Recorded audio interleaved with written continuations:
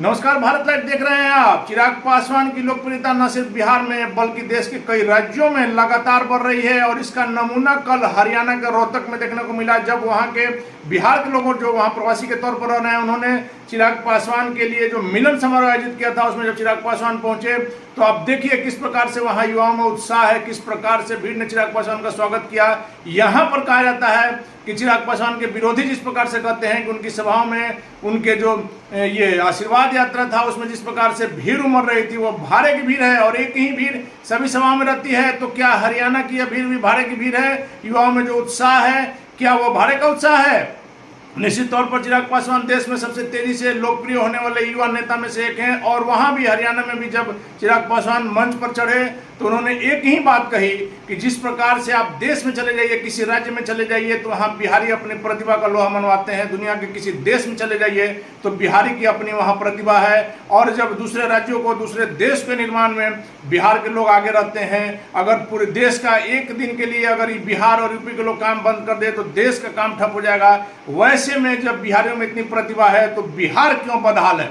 निश्चित तौर पर यह सवाल सत्तारूढ़ पार्टियों से पूछनी चाहिए। यही बात चिराग पासवान ने कही। आप सुनिए क्या कुछ कहा चिराग पासवान ने हरियाणा। यहाँ पर मौजूद बिहार के, उत्तर प्रदेश से आए हुए तमाम हमारे साथी मेरे साथ इस सम्मानित मंच पर मौजूद लोक जनशक्ति पार्टी रामविलास के हमारे तमाम वरिष्ठ नेतागण, मौजूद हमारे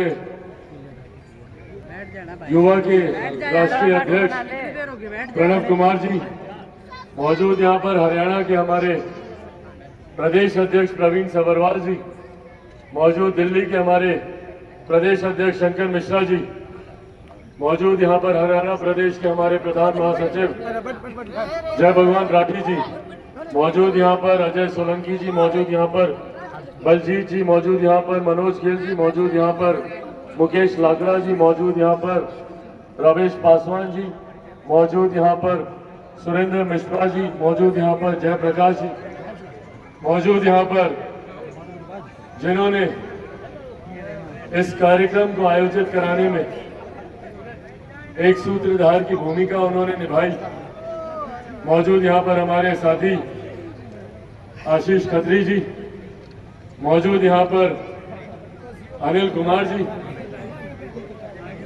मौजूद यहाँ पर मेरे साथी जो अक्सर हमारे साथ रहते हैं धीरज जी, जिन्होंने इस कार्यक्रम को आयोजित करने में एक अहम भूमिका निभाई, मौजूद यहाँ पर बिहार पूर्वांचल से आए हुए तमाम हमारे वरिष्ठ साथी,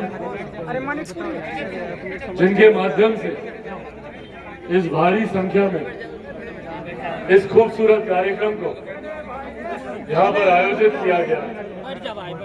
आज इस कार्यक्रम में जहाँ पर अधिकांश बिहार के, उत्तर प्रदेश के, पूर्वांचल के हिस्से तमाम हमारे साथी अपना प्रदेश छोड़कर दूसरे प्रदेश जाना पड़ता, शिक्षा के लिए, रोजगार के लिए, स्वास्थ्य सेवाओं के लिए।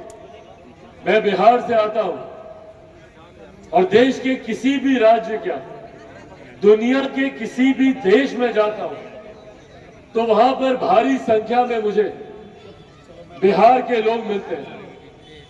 अभी कुछ दिनों पहले दुबई में एक कार्यक्रम था, उससे पहले लंदन हम गए हुए थे। किसी भी देश के, दुनिया के किसी भी देश में चले जाइए या हमारे देश के किसी भी प्रदेश में चले जाइए, भारी संख्या में आपको वहां पर बिहार, उत्तर प्रदेश के लोग आपको मिलेंगे और जो मजबूती से उस राज्य में मेहनत कर उस राज्य का परचम लहराने का काम कर रहे हैं। हकीकत है, अगर बिहार, उत्तर प्रदेश के लोग अगर एक दिन के लिए देश भर में काम करना छोड़ दें तो पूरा देश ठप कर जाए। बिहार के आपको मिल जाएगा। आप चले जाइए बड़े बड़े अस्पतालों में, एचओडी आपको बिहारी उत्तर प्रदेश का मिल जाएगा। IAS, IPS ऑफिसर्स सबसे ज्यादा हम लोग देने के लिए जाने जाते हैं। तो भैया जब हर क्षेत्र में बिहारी आगे, उत्तर प्रदेश के लोग आगे, पूर्वांचल के लोग आगे हैं, तो हमारा बिहार इतना पीछे क्यों है? ये सवाल हम लोगों को अपने प्रदेश के नेताओं से पूछने की जरूरत है। ये सवाल हम लोगों को अपने सत्ताधारी नेताओं से पूछने की जरूरत है। खास तौर पर बिहार के लोगों को यह सवाल करना चाहिए बिहार की सरकार से कि जब बिहारी इतना आगे हर क्षेत्र में, देश का दुनिया में बिहारियों का डंका बज रहा है, तो जब बिहारी इतना आगे है तो मेरा बिहार इतना पीछे क्यों कि आजादी के 75 साल के बाद आज भी बिहार को पिछड़ा प्रदेश कहलाया जाता है। आज भी हम लोग छोटी छोटी जरूरतों को, छोटी छोटी मूलभूत जरूरत आज भी हम लोग के लिए सबसे बड़ी समस्या बना हुआ। जो लोग बिहार से यहाँ पर आके बसे हुए हैं, यहाँ पर हम लोग को अंदाजा होता है, या देश के किसी दूसरे कोने में जाइए, वहां पर लोग क्या बात करता है भैया? जब विकास की बात करता है वहां पर बात करता है मल्टीप्लेक्सेस की, वहां पर बात करेगा मेट्रो की, बुलेट ट्रेन तक की बात होती है। कैसे हमारे घर के आगे गली गली बन जाए, ये विकास की सोच सीमित होकर रह गई है हम लोग के प्रदेशों में। और यही कारण है कि आजादी के 75 साल के बाद जहां देश के दूसरे प्रदेश तीव्र गति से आगे बढ़ रहे हैं, तो वही हम लोगों का प्रदेश अभी भी एक पिछड़ा राज्य कहलाता है। आज भी हम लोगों को स्वास्थ्य सेवा के लिए दिल्ली जाना पड़ता है। हमारे बच्चे आज भी कभी दिल्ली, कभी गुरुग्राम, कभी बेंगलुरु, कभी नोएडा, कभी हमें हमारे प्रदेश में नहीं मिलती। भाई कौन छोड़कर जाना चाहता है अपना प्रदेश? कोई खुशी से यहाँ पर आया है क्या? मजबूरी में। कोई नहीं चाहता अपने माता पिता, चाचा चाची, दादा दादी, नाना नानी, यार दोस्त, रिश्तेदार, घर पड़ोसी को छोड़कर जाए। हम कभी नहीं चाहेंगे कि हम अपने घर वालों को छोड़कर कहीं दूसरी तरफ जाएं, पर आज हम लोग को आना पड़ा। जब हम दूसरे राज्यों में जाते हैं तो वहां पर हमें अपमानित किया जाता है, हम पर लाठियां चलाई जाती है, हीन भावना से हम लोग को देखा जाता है। और तो और ए बिहारी, बिहारी शब्द को गाली बना दिया गया। इस शब्द को अपमानित करने का काम किया गया। सोचिए, जो शब्द हमारी पहचान है, जो हमारा गुरूर है, हमारा अभिमान है, ये भैया लोग हैं, ये बोलकर हम लोग को बेइज्जत किया जाता है, अपमानित किया जाता है। और अफसोस तब और ज्यादा होता है कि जब अपने ही प्रदेश के लोग हम लोग का संरक्षण नहीं करते, जब हमारी प्रदेश की राज्य सरकार, हमारे मुख्यमंत्री खामोश बैठे रहते, एक आवाज तक नहीं उठाते। मुंबई में हम लोगों के ऊपर लाठियां चलाई गई, हम लोगों को घूस से, लात से पीटा गया, एक शब्द मेरे मुख्यमंत्री की जुबान से नहीं निकला। जो दूसरे राज्यों में बैठे हुए बिहारियों को हम लोगों को भरोसा दिलाए कि भैया हमारी सरकार हमारे साथ। दूसरे प्रदेशों में हम लोग की हत्या हो जाती है पर कोई सवाल तक नहीं करता। और हम आम बिहारी, आम लोगों की बात नहीं कर रहे हैं। बड़े बड़े नाम, मुंबई में सुशांत सिंह राजपूत की हत्या कर दी गई, इतना बड़ा नाम जिसने बिहारियों को पहचान दिलाने का काम किया।